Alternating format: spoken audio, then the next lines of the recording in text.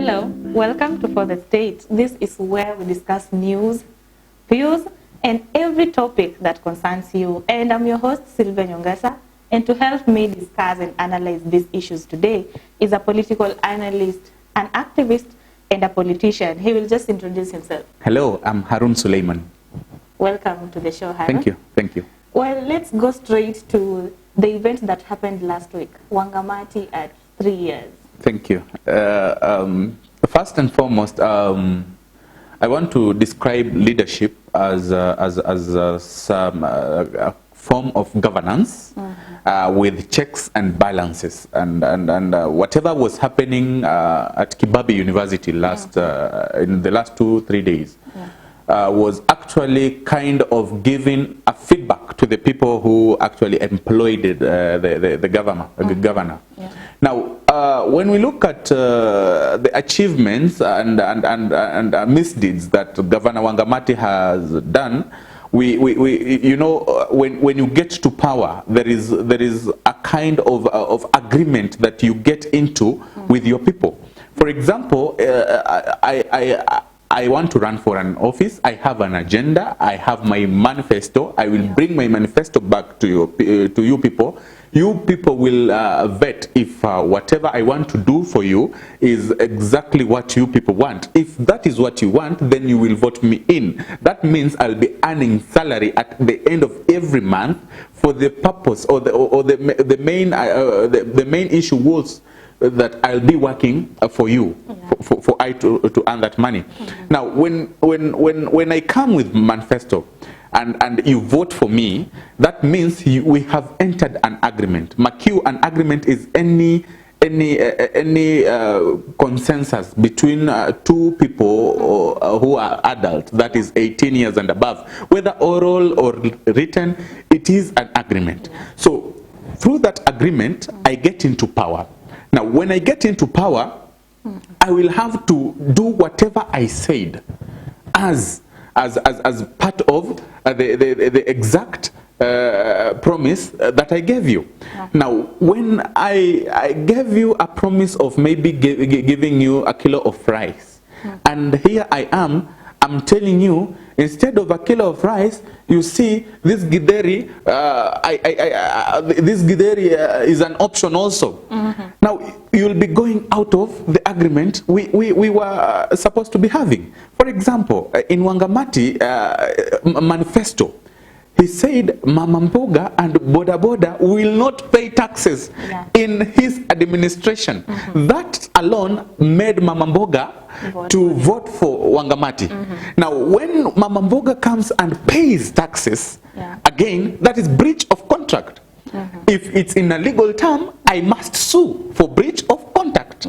But in politics, now we find for a way to remove you actually from power, and that is what should be happening this time, because Mama Mboga has failed promises, and now when you get governor trying to say, oh, I have done a dual, you know, I have done scholarships, I will reach to that. But now the problem is, we had a problem in the first place. You told me that you're going to solve my problem. Now you're not solving my problem. It means you failed.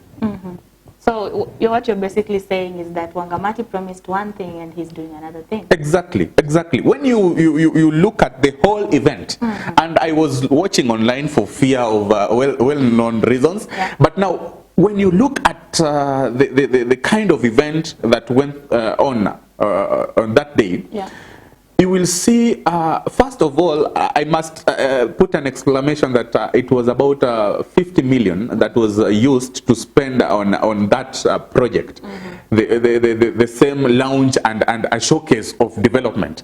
What I want to say is this: if you've really done any kind of development, it should be seen, not being told about.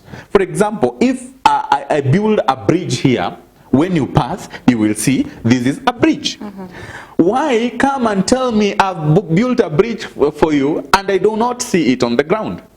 It was pure politics and actually trying to drum up support in the next kind of campaigns to the next elections. But surely, when you look at things that were happening at that time, and the things that he promised us, is totally different. Wakati huko kulikuwa na sherehe, it was just a kind of a celebration to actually just to make people feel that he's still there. But action at the ground is totally different. Don't you think he has done something? For instance, the stadium is being renovated.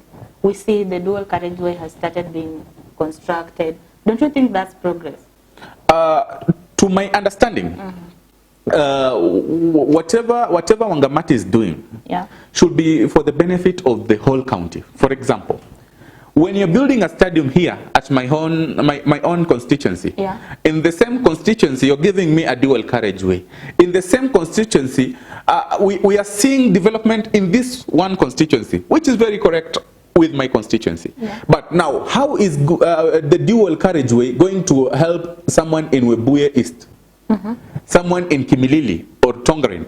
But we have spent billions, which can be transformed to other smaller things that can achieve development in the whole county. Don't you think Bungoma as a town and as the headquarters of Bungoma County needs such a dual carriageway? Exactly. And I want to be very categorical. For example, if we have the dual carriageway to Bungoma, it is just a 10-kilometer stretch. Now, when we look at the design of Bungoma and try to put things to perspective, Bungoma was built out of the main North Road. And when we are doing the link, it is very fine in the town itself. But now when you come to the actual benefit, the revenue that is going to be collected, the amount spent in the same dual carriage is in billions of shillings. How sure are we that the same kind of road is going to bring back the revenue that we have spent? Look at the kind of corruption that has come in. We have seen Chinese going with hundreds of millions and in public domain. They were given contract, they failed in the middle. Some people went with over 300 million, and it is a government project. Look at whatever you're telling me here at Kandui Stadium. Over 60 billion shillings gotten lost in the name of making us development. The real people who are actually benefiting are the same people who are giving us those development. We should be seeing, if there is development in any county, we should be seeing people developing. For example, if I give a road to be built, let me give a road to Muhwana, so that when Muhwana develops, we see that village developing, and we see actually the kind of wealth getting to people. How many people are getting rich in this county? Look at it from that perspective. The same people who are getting rich are the people who loot money, not the business people who are supposed to bring cement, not the business people who are not the youth who are supposed to be engaged in the real formation and development of those structures. Where is this money going? It is money that is going to the people who are bringing the development and their people, their cronies, the people who they work with. The governor himself is a businessman. Do you think he has done anything to benefit businessmen in Bungoma? What I can say is Governor Wangamati is a businessman, but is very capitalistic. For example, when we say Bungoma is developing, for example, I'll just give you a quick example of 2013 to 2017. You could have seen buildings in town growing up. You will see people in buildings building. But now, come 2017, 2022, what we are seeing is individuals, some specific people, developing this town alone. For example, Wangamati has developed a story in Kandui, just about the junction. Wangamati is the same person who has leased a tourist hotel. Wangamati is the same person who has leased Hotel Rosewood. Go to the former Go Down, Mama Harris Go Down. It is Wangamati who has bought it. He has bought another 100 acres in Sangalo. Another 100 in Tuti Marakaru. When you go to Chwele, the current structures that are going up in that town is Wycliffe Wangamati. So when we see development coming from one individual and people are not benefiting, and Makiu, businesses are failing. In this time of corona, businesses are going down. And there is no kind of refuge these business people are going to go to, because the same person who is giving tenders is the same person who is benefiting. So is there any evidence to support that all these buildings that you've mentioned and pieces of land actually belong to Wangamati? Very true, very true. Go to documentations, the legal documents between the Teachers Sacco Plaza and Tourist Hotel. I have in my possession documents of the owner of Hotel Rosewood who has not been paid 18 million shillings since he took over. I have the documentations in possession. If proven, I can bring the documentations. Go to the other flyover, where flyover is supposed to go through in Kandui. It is clearly written Patrick Wangamati, very clearly. You can see in black and white. So it's nothing that I'm fabricating. All these things, we are from this town and we know who owns this building and who does not own. What do you think has happened in the health sector in Bungoma County since this regime took over? What I think is the health sector was one opportunity that was going to expand, given the pandemic situation. Every person in the world was channeling money in the health sector. Kenya itself got 250 billion shillings to aid Corona. What was it to do? To come here to Bungoma, create 300 bed capacity for isolation alone. To bring ICU beds in this town. That was what the money was supposed to do. What has the money done?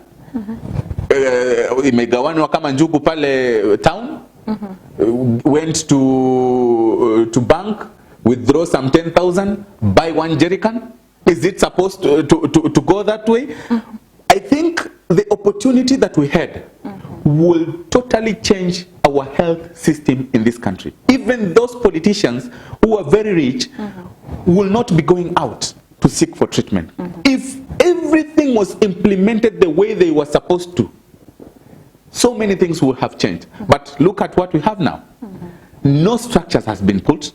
Bungoma County has tried to put 2 ICU beds last month out of the possible 14 or 22. Now, when you see at the kind of looting that goes on in processing that money to do development, that is where the problem is. The problem is not with the kind of opinions or the kind of agendas we have. We have so many great agendas, but when it comes now to implementing it, we have so many barriers. A lot of bureaucracy, which spends enough money that can do that thing more than 2 times. Yes. What can you say about security? Security in Bungoma, we've seen a lot of investors running away. And some areas, it's even impossible to set up a simple business. For example, in Makutano, Kandui, you cannot even put up a simple business. Businesses are setting up and then within a short period, they're fled. What should be done, or what can you say about the security? And in this, I'll be very clear with the security engagements we have in this county. For example, when I was at my place the other night, 3 shots fired. I go online, I say 3 shots fired.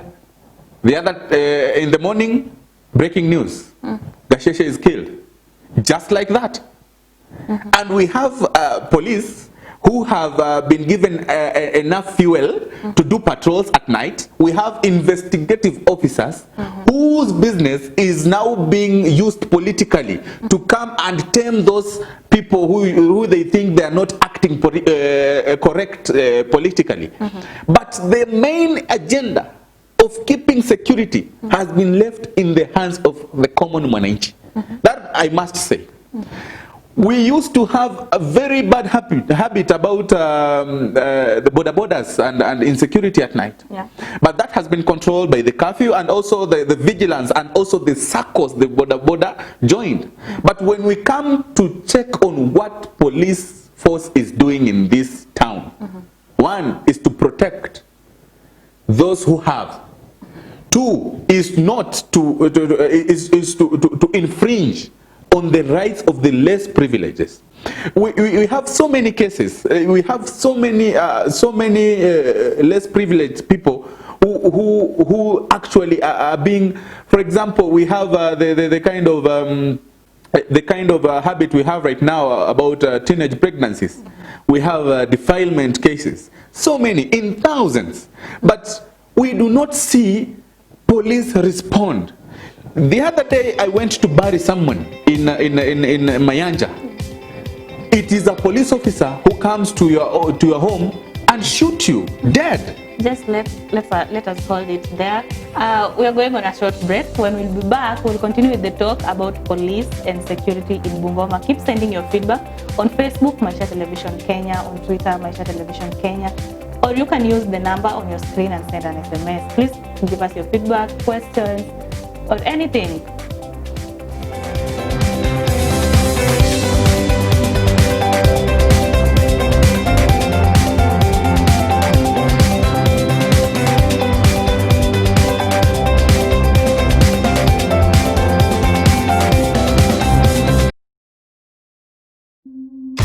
The following program is rated MG.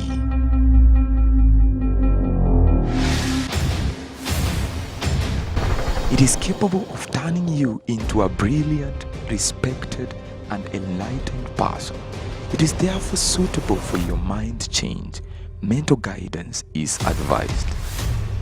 It is a sanctuary where imagination is law, the border, pure leadership, unfolded entrepreneurship, nation and county development. So watch whenever and wherever you like, because this is your journey. Our journey together. Watch Africa Dialogues every day on Maisha TV. I just want to hear from the crowd. What do you think when you hear Africa? Choose it, watch it, and love it.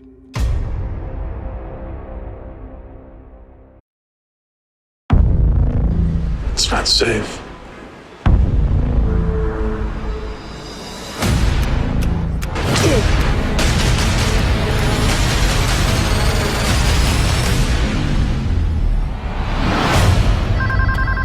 Keen. Elizabeth, Raymond's gone. Gone where? Taken. Tell me what you know. Whoever has Reddington is one of the best. We have to get him back. Where's Reddington? Don't know! I want a name. A Russian. A Russian. A Russian. Katerina Rostova. I don't like this, Raymond. I can assure you that before we're finished, you're going to tell me everything I want to know. The blacklist.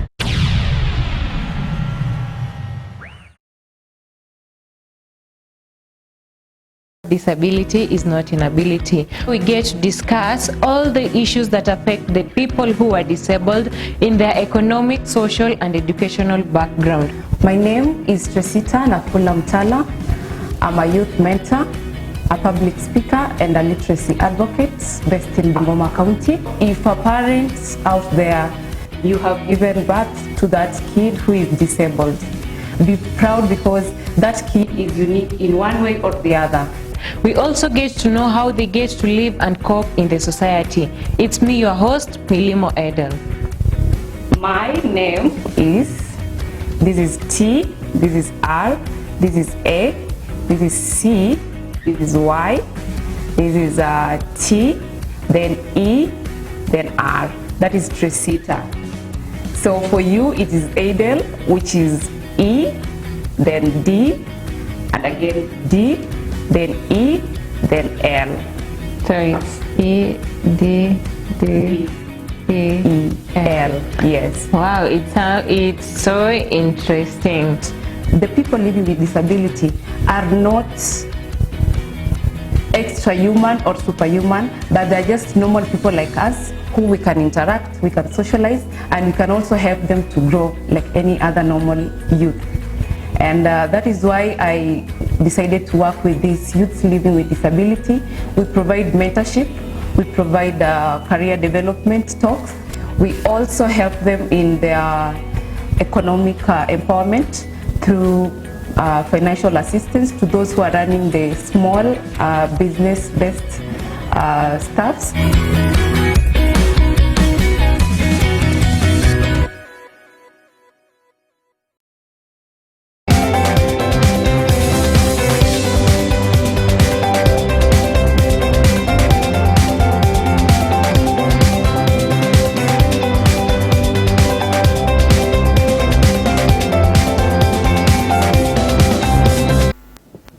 Welcome back. This is Fourth Estate, and with me, I'm with Haroun Suleiman, a politician, an activist, and a political analyst.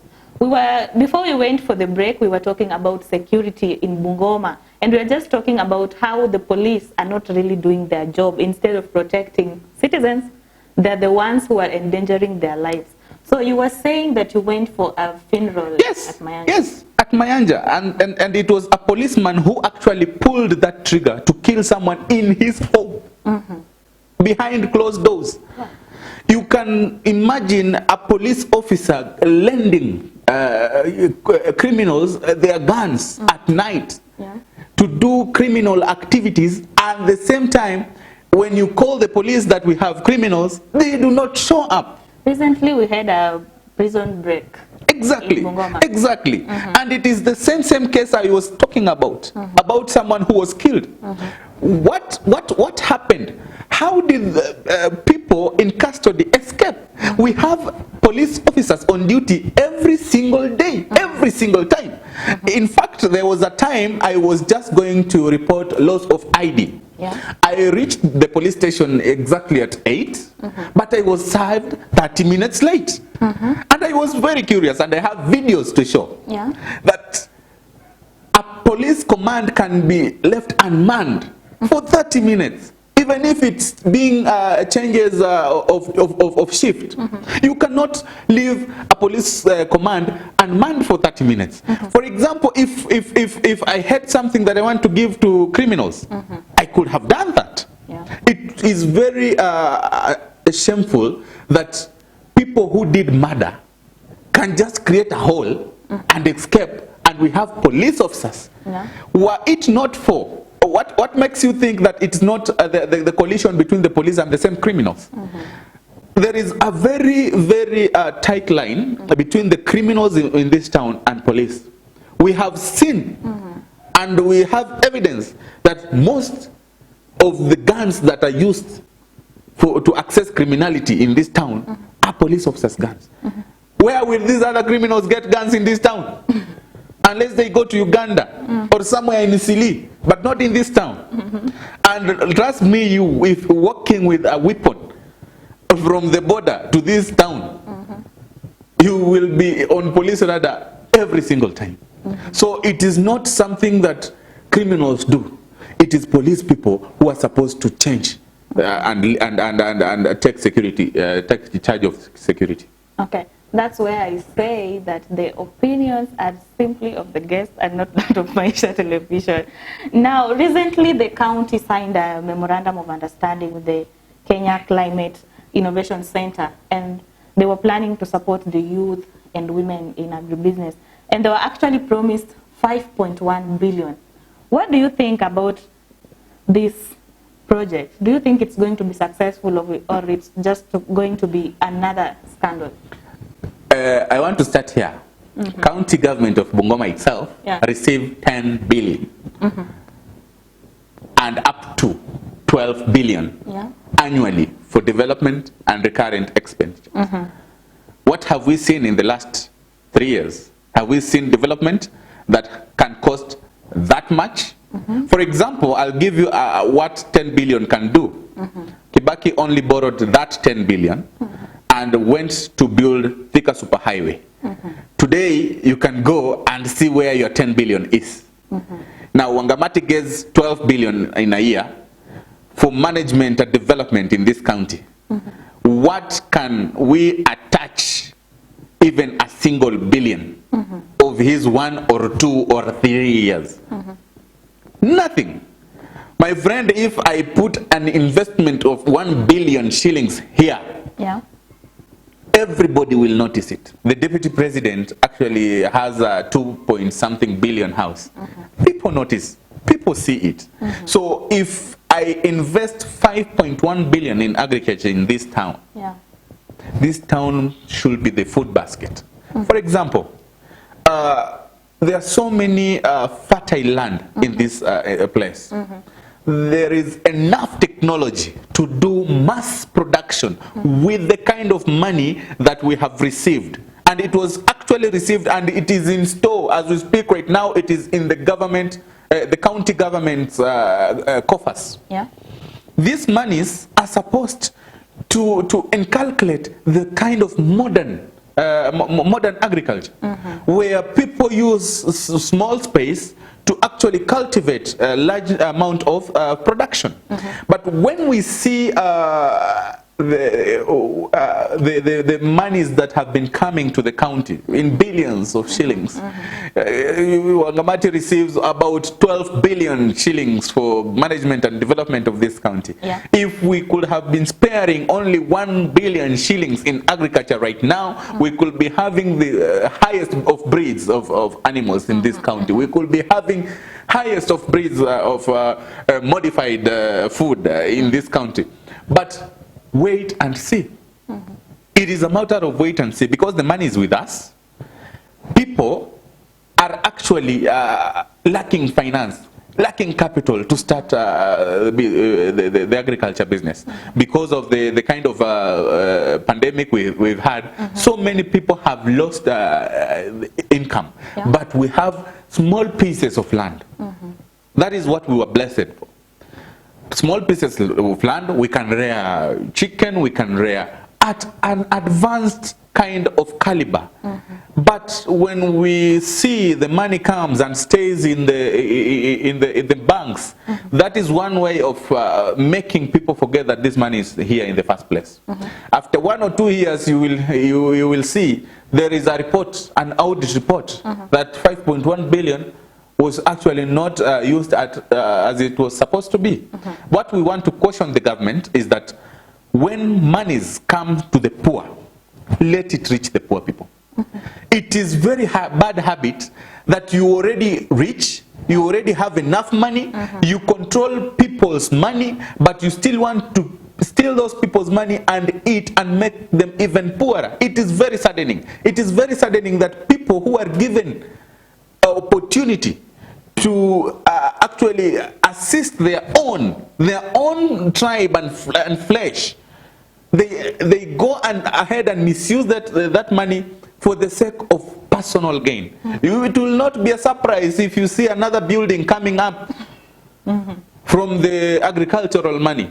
And we want the young people to come up. The other time Shebesh was here, we have another 8 billion tax for women and youth. We have people who represent women. We have people who represent youth. For example, in my ward, there was someone Ford Kenya nominated to county assembly to represent the issues of youth. If we have millions of money in bank accounts and the youth and women are poor, are suffering, what is the role of your leadership? I think the kind of leadership we have is not serving the leadership purpose. Leadership is supposed to make mwananchi's kazi easier. When you're selling omena, I should make your selling of omena easier by maybe reducing your tax, by maybe making roads that will transport omena, making it cheaper for transport.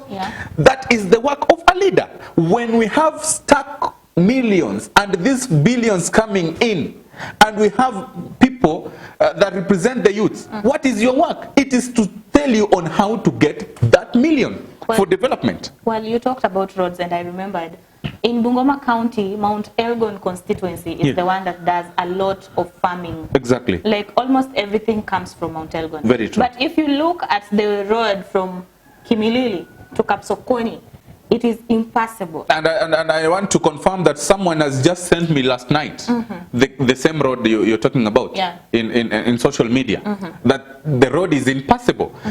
It's kind of road that even county government vehicles cannot even pass. Now, when you see that kind of skewed development, when you see that kind of neglect, because these people are not talking our political language, it is very saddening. I thought devolution came in to make other people also benefit. It was a long time since monies came to our region this much, and it should benefit our people, not our leaders. You know, these leaders, when they come in, they think that now they take over everything and actually suppress the common people. But they forget that the same kind of leadership comes from us. Chapter 1 of the Constitution tells us that we are the people who own this country. We only give that power to the leaders, delegated to work on our behalf. So when resources come and they do not reach people, that is where I'm hurt. Do you think there are some regions in this county that are sidelined? Yes, very true. Like go to, for example, Tongaren. I've been to Tongaren, and you should attest to this on my social media. The kind of roads that in Tongaren, right at the doorsteps of their MP, Naitiri Secondary, going towards I don't know where, totally impassable.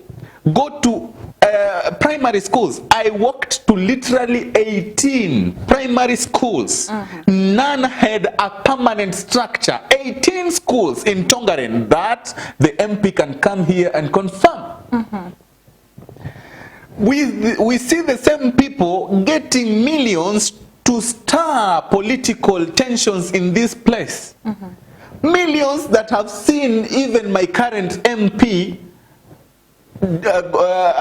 builds the Gorofa in town.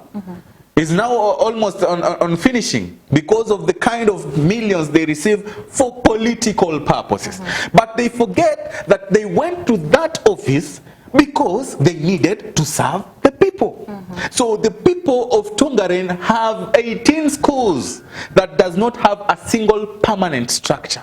The people of Tongaren does not have accessible roads to their places. But devolution came so that the Minister of Roads here, Collins Muhongo, does not require permission from the Ministry of Roads in Nairobi to do a Naitiri road.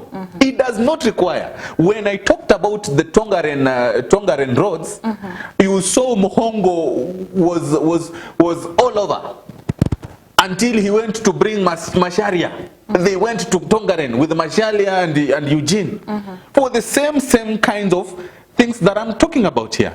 So we should not play politics with the lives of our people. You've talked about Tongaren, and I just remembered the MP for Tongaren is Dr. Eseli Simeo, right? Very true. He is among the faction that wants to break from the leadership of the senator, Moses Wetangula. Very true. What is happening in Ford Kenya? First, I've talked about Tongaren because that's just an example. I was also in Bumula. You see what Mwambu is doing, a bridge that has been there for over 20 years with no barriers. you wonder what people are supposed to be doing. Let's leave it at that. Let's come to the Ford Kenya politics. You see, like I said before, power belongs to the people. Yeah. And we are the people who will decide at the end of it all who will represent us at what category. Yeah. Now, we have seen enough and most political activities right now in Kenya come to Western. And I said it before, sometimes ago, that this place, Western region, is going to be the center point of all politics in the coming election. It will be the winning or losing ground. And you had even Mudavadi, after a week or so, also confirmed that Western will be now the gold mine of politics, the gold rush of politics. If Western is the gold mine of politics, why do the Western leaders themselves argue? For example, why is there this division in Ford Kenya between the senator himself and the governor of the same county? I'll go there. I'll go there. You see, when we have populations of millions like in Western Kenya, and when statistics will once prove us right, like what we say right now, that we are the biggest population in this country, it is politically proven. Those people know that the Western region carries the largest numbers. So it is a game of numbers. That is why you saw Mheshimiwa Wamunyinyi and Mheshimiwa Eseli went to Raila Odinga. Photos were taken. 2 days later, they come out. They are now spearheading an opposition to Ford Kenya. As if that was not enough, you see Mheshimiwa Wycliffe Oparanya and the colleague Eugene Wamalwa go to Francis Atwoli, who had made Musalia Mudavadi in the previous year the Luya spokesperson. Now he's making Francis is making now Wycliffe and Eugene to be now Luya spokespeople. As if that is not enough, you will see another wave with Senator Malala now taking the youth wing by storm. And people are really rallying around these ideas. Then you come and see here the former MPs, Munyasia, Lawrence Sifuna, Ostula, lining up at ODM's place. Now, let me tell you what is happening. We Kenyans like being lied to. We don't like the truth. You tell me the truth, I will hate you. But when you lie to me, I will clap for you, and I will want you to lie and lie more. That is why when we are saying we Luyas have a strong voice in unity, we have a very big say in uniting ourselves. Raila knows that. Come speak Wamunyinyi and Eseli. Goes with that group. He knows that. Come speak Lawrence Sifuna and the group. Pull the other way. He knows that. Speak Malala. Go with the youth way. ODM as vice chairman has been always Oparanya. So we'll play in Raila's playboy. So by scattering these votes, we will not have enough power.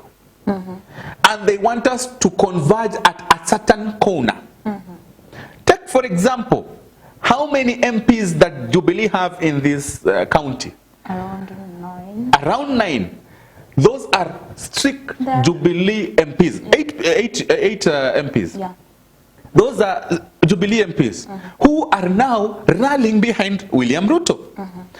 If Mudavadi and Wetangula will join hands, and this one I have even told Wetangula on face, if he will decide to come behind Mudavadi, work together, we will have the greatest position we ever want to have. They did that once. They were in court. Whatever is happening, Exactly. We are talking about the 2022 formation.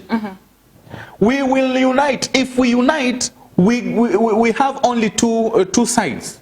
The Hustler Nation and the other BBI way. So if Luyas are going to rally behind one candidate, the best spot we will have is the closest. For example, the BBI wants to expand this executive. And when we look at our people, we only see Eugene Wamalwa somewhere. We see another Muhisaki Tui somewhere. We look for another one, maybe weekly for Paranya. Where are we exactly in that government? We want a position where we can say, we as a nation have this position. So when the likes of Didimas Barasa comes to collide with the unity of Wetangula Mudavadi in the next election, we might be at the best shot a vice president. We might be. But we cannot be a vice president in the other side. And who do you think can take this, the deputy president thing? We are very focused, and we are on talks. We want to deliberate in the terms of who is stronger in Western region and who has a say. We are really looking at Wycliffe Musalia Mudavadi, and this I'm speaking as an analyst who means very well for the people of Luya. We are looking at Musalia Mudavadi consolidating the likes of Boni Halwale, Moses Wetangula, and the MPs to unite. That way, we will form a united Luya to the next election. But if we follow this other group of people who already have jobs and claiming to come look for development to us right now, we will not even be in ministry. So what we want is that this time round, we should be on the table. Let us together cut that cake. We should not be waited some other corner to be cut for. Let us be on the decision-making table. There you have it. We are going on another short break. We've just been talking about Luya unity and Ford Kenya politics, and it's crazy. Let's take this short break, and when we'll be back, we'll talk more about politics, the BBI, Ruto, Hustler tag, and everything. Keep sending your feedbacks and comments.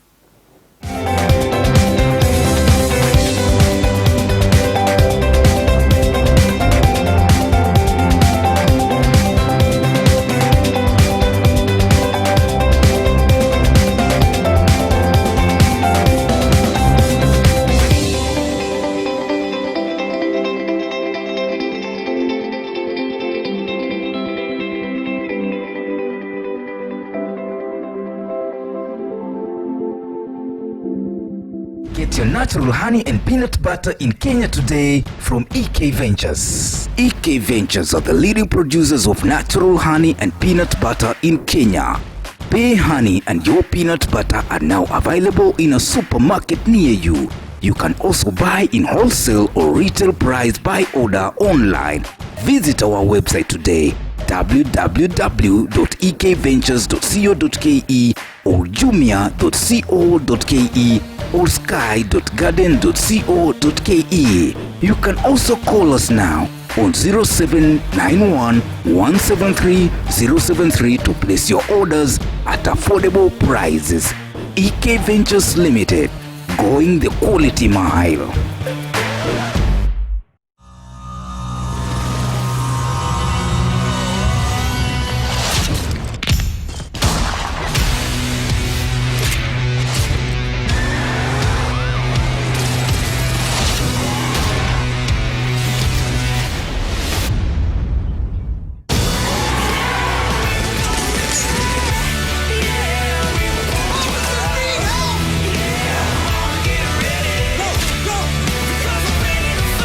You're under my direct command now.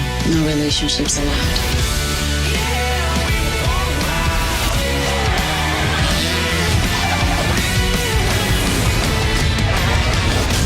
SWAT isn't about kicking ass.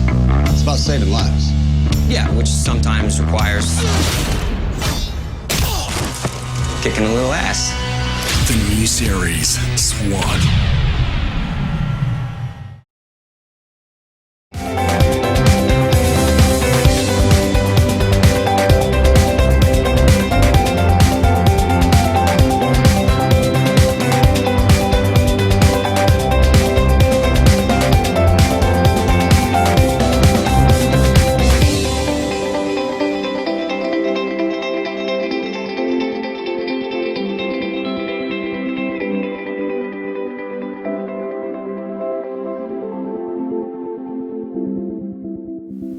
Okay, welcome back to For the State. I'm Sylvia Nyongesa, and I have Haroun Suleiman, who is an activist, a politician, and an analyst. We were talking about Luhya unity and their space in 2022 general elections, and whether they stand a chance at getting even a single seat in the government. And we were just discussing how Mudavadi is the best shot for the Luhya nation. But recently we've seen Mudavadi having talks with people, and there were pictures that surfaced online. He was doing something like the thing that Ruto and Raila have been doing, going to towns and addressing roadside travelers. But we saw Mudavadi, he was there trying to address people, but there was no crowd. What do you mean there was no crowd? There was no crowd. When you look at the clips, I saw people. But very few people. It doesn't matter. What matters is what Mudavadi is trying to do. We are calling it seeking a national outlook. You know, you can be very famous at your home, but even the shop you buy in does not know you. Yeah. So whatever Mudavadi was trying to do, and it's not that alone. You saw him making up meetings with Peter Kenneth, with Martha Karua. You saw him. That is now what we call consolidating support. Now, Mudavadi is strategizing on how to get back into power, given the fact that he has stayed clean throughout the Jubilee administration. Some point they tried to offer him jobs. He refused. For the sake of shaping up his political future. Now, when we see Mudavadi going out to Kikuyu people, to the Embus and what have you, this is a person who does not have any political office. He is a common mwananchi who is trying to sell his agenda. When on the other side, you see governors holding offices, you see people who have made handshake and have got enough political power. You see a deputy president who has got full office with public address and staff. This is a man who is humble enough to go seek for support on an individual capacity. Now, when we measure our leaders, who has done like that in Western Kenya? No one. Francis Atwoli is misdirecting us. We want people who will speak for us. Our main aim is to get resources to our base. We want a person who truly will do that to our community. And as a community, we have to rally behind one person. And you saw some times back, Kinadidimas started going to Mudavadi's place for handshakes. You never know the political landscape that is going on. But whatever we are saying is, for us in Western, whether Mudavadi will win or not win should be list of our problems. Our problem will be who will be on that table to cut that cake for us. It should be our man. We have learned years and years over that is only your man that will fight for you. Look at what Raila is doing to the people right now. The people who voted for him years on end, when it comes to revenue divisional bill, they are sidelined. And it is not the first time. I personally was sidelined on OBDM nominations. And when we wanted to go our way and vie as independent candidates and still support Raila, Raila never wanted our support. So it is only your person who understands you. So for me, I will give someone who will give me that voice, who will say what I want to say, because I can't say it. So if we decide as lawyers that we unite under one person who will now give us direction on the bearing of the next election, that will be the best thing for us. But if we as lawyers accept other people to come decide for us who is going to be our leader, and you saw even Atwoli saying that he will mention each and every person in every constituency who is going to be MP and who is not going to be. It is very unfair. This is a democratic nation. We have right to vote and choose our own leaders. So it should be our right to front someone who is going now to take over the direction of this country. Okay, back to Musalia Mudavadi.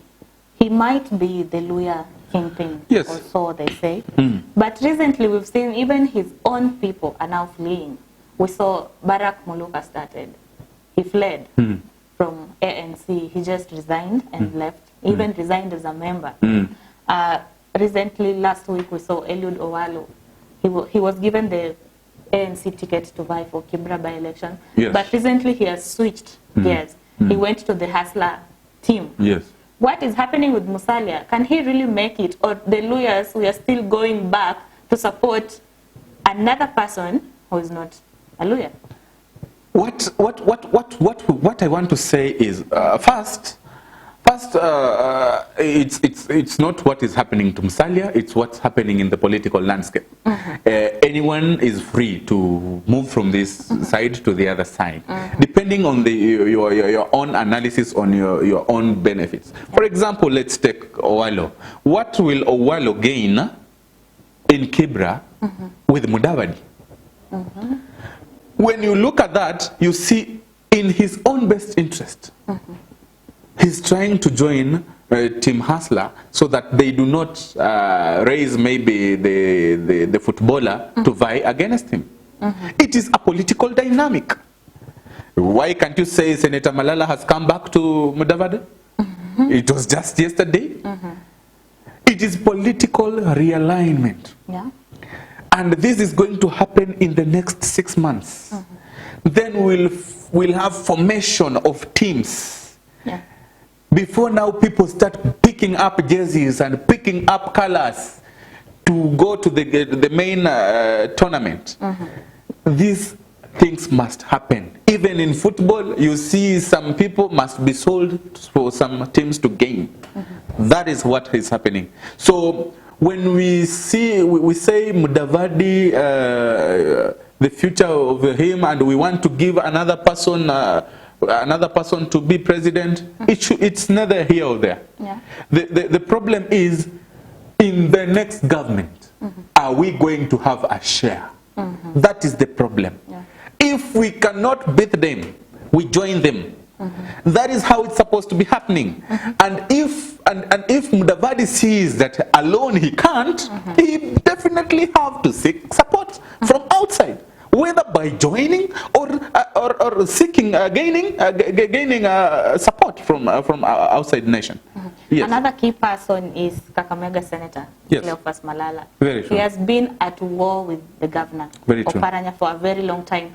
Recently, we saw him crying in Senate, claiming that his security is at risk and everything. Do you think Malala is a force to reckon with? In what race, maybe? I mean, he has been all over trying to win to create tournaments for youth. The revenue sharing formula, his side, it's like he won at some point. Yes. We saw him recently in a meting with Raila Odinga. Very true. Recently with Mudavadi. Very true. Is this a guy to watch? Yes, you see, I've watched Senator Malala since the NZ's Shackles of Doom. Yeah. And is one man who has inspired me a lot. And let's look at his way of doing things. You see, if he wants to be part of the national government, that is the wrong way to do. But if he's vying for anything in his county, that is the correct way to do. Malala has empowered youth, set up tournaments, brought trophies, gave out money, Mlembe Nation, the youth forums, met youth elite leaders, discussed agendas, gained support from that. But now, as a legislator, he's also very brilliant. He can push to some extent. And I know in politics, we always have two ways of truth. You can have your truth or my truth. So long as we debate it and come with a consensus, we are still politicking. Now, when we look at Malala's styles of politics, if he wants to gain anything, he has already rubbed shoulders with the highs and mighty. So for maybe future political voice in the Western region, we can say Malala is a force to reckon with. But in the next election, Malala should think of how best Kakamega can handle him. That is my take on Malala. Okay, let's talk about the BBI team and the Hustler Nation team. Yes. They have been having a lot of rallies. Everyone trying to smear the other with that. Do you think Raila is serious? Okay, you know, a politician, you never say a politician has retired. Yeah. A politician does not retire.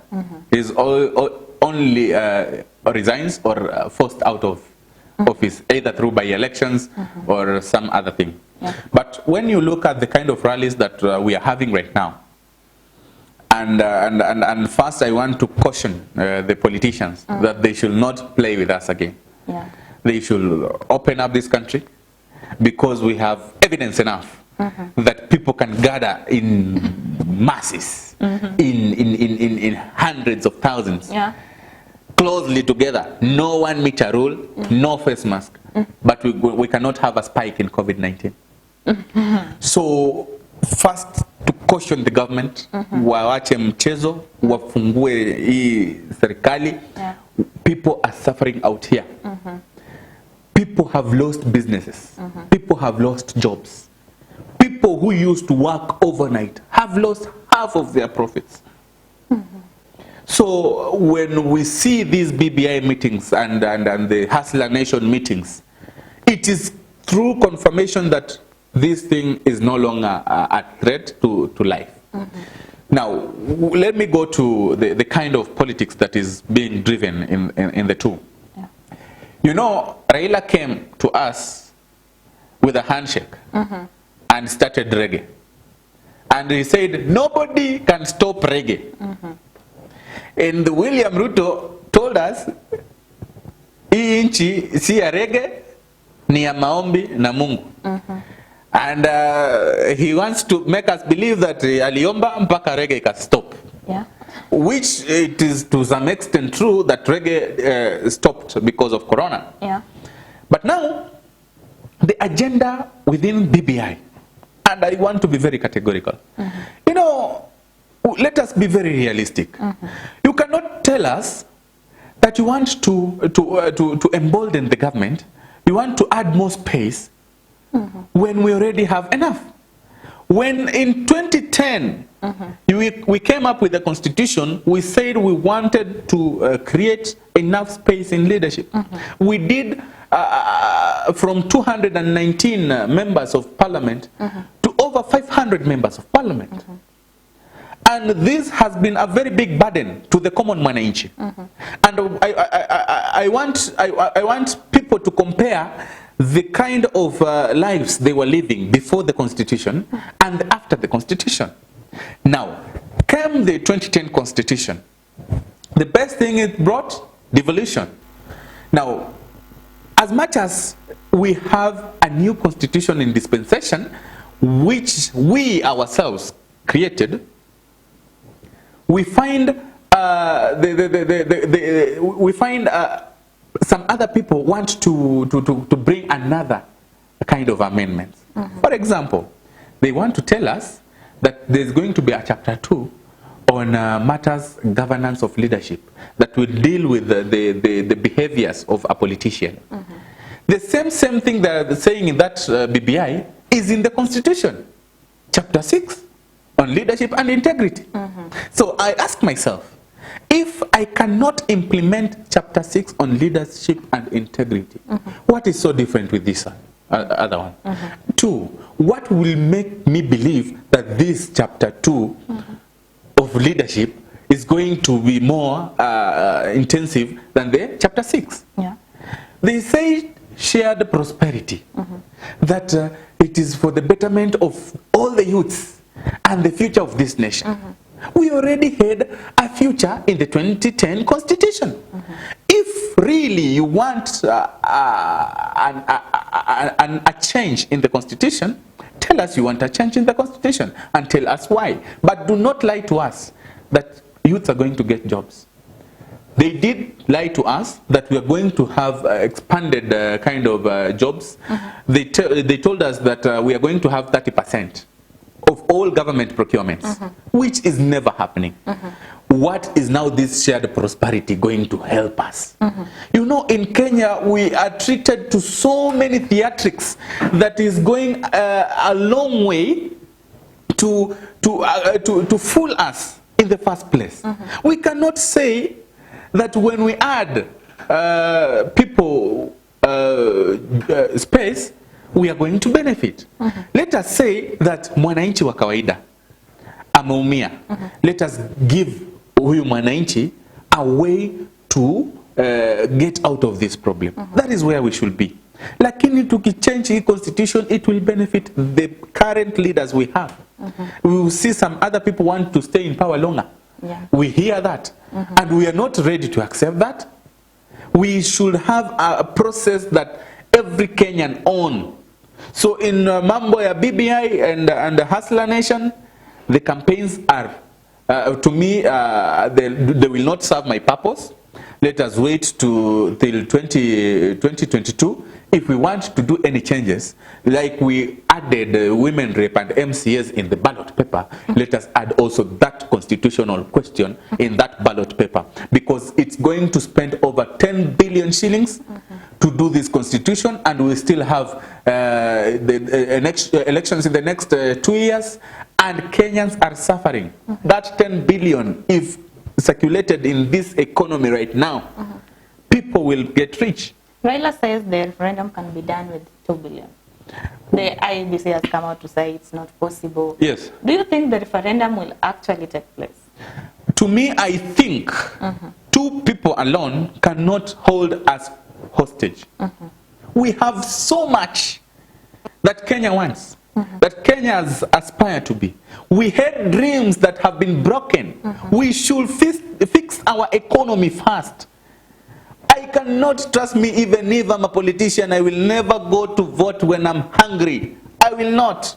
And this time round, they will make us believe that when you want us to vote for you on any other agenda, even if it's a referendum, give me my share first as an individual. That is where we are going. Because we vote in agreement that we are going to have a shared prosperity, but in real sense, very few individuals who are capitalistic take advantage of that. When we go line up to vote, when opportunities come, it is their brothers, it is their sons that get the opportunity. We do not get that opportunity. We do not get even the 10%, the 20%, the 30% they want to give. So let everybody benefit first before we give another kind of leadership. This kind of leadership we have, with the right leaders at hand, we can go a very long way with the devolution as it is, without expanding the cabinet, sijui minister, sijui deputy prime minister. If a prime minister's office can hold up to 200 staff, a deputy prime minister's office another 200 staff, What are we doing? We are adding on the budget with no necessary income to it. If we can put 200 people in manufacturing, we will get income. But if we put 200 people just to clean offices and to bring tea, we will not have value for that money. So to me, the people who have suffered enough for a long time, when we were at depths of 1 billion, now we are at almost 10 trillion shillings, money that we are supposed to be paying by our own sweat. We should never look at what benefits the leaders are going to get right now. They have already brought us into a very big mess. We have enough debt to pay. We have so much, we have lost in business. We have so much people, so many people, 1.7 people have lost their jobs. That is adding to the people who never had jobs. So when we want to look at this country and relook at it, let us start by fixing the common people, the common economy. Thank you so much. I'll just give you a minute to tell the viewer, as a citizen, anything you have in mind, like a parting shot. I'll just want to say, and I'll look into Kenyan's eye and say that power belongs to you. This is your country. And you only give those people an opportunity to make decisions for you. You see, before there was no rule, there was no administration. People used to live like in a jungle. When you hit me, I hit you back. But when you decided to sit down and make rules and give power so that if you are hit, you cannot hit back, but have somewhere to go and seek refuge, that is when we formed government. And it is you who has every right to form government and to put any person you want in your government. So take control of this nation, be realistic, don't follow anyone blindly, make your decisions by yourself and make sure that decision benefits you. Thank you. Thank you so much. That has been Haroun Suleiman, a politician, an activist, and a political analyst. I've been your host, Sylvia Nyongesa. It's been an interesting conversation. And until next week, stay safe and enjoy your viewership on Maisha Television.